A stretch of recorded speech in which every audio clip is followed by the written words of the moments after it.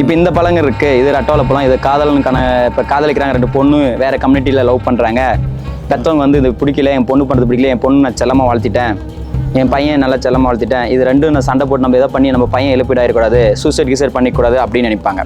இப்போ இந்த சூசைடு ஆகக்கூடாதுன்னு நினைக்கிறவங்க என்ன பண்ணுவாங்கன்னா, நம்ம மாதிரி சாமியாருங்க, இந்த பில்லி சுனி செய்கிறவங்க, மாந்திரிகம் செய்கிற ஒரு குருமார்களை தேடுவாங்க. தேடி இப்போ நல்லா யார் செய்கிறாங்கன்னு கேட்டு அவங்களுக்கு போய் சொல்கிற அமௌண்ட்டு கொடுத்து பிரிப்பாங்க.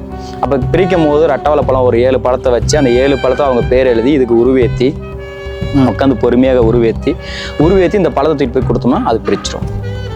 அதுலேயும் சில பேர் வந்து என்ன பண்ணால் அதில் அந்த வாயிலாஜியும் அந்த பழத்தை பிரிக்கிறது யோசனை பண்ணும். அந்த பழத்தை பிரிக்க யோசனை பண்ணும். அந்த யோசனை பண்ணுறதுக்கிட்ட தான் கொடுக்கணும். கொடுத்து நீங்கள் பிரிங்கன்னு சொல்லிட்டு வெயிட் பண்ணிட்டு இருக்கணும். வெயிட் பண்ணால் அப்படி யோசனை பண்ணி பார்த்துட்டு பிரிச்சுடும். பிரித்து கிழிச்சு அதை சாப்பிட்றோம். சரி, இங்கே நம்ம பிரிச்சுட்டோம், உண்மையிலே அங்கே பிரிஞ்சாங்களா? பிரிஞ்சிடுறாங்க. ஒன்றும் பிரிஞ்சிடுறாங்க. இது நீங்கள் பிரிக்கிறது நல்லதுன்னு நான் சொல்லுவேன்.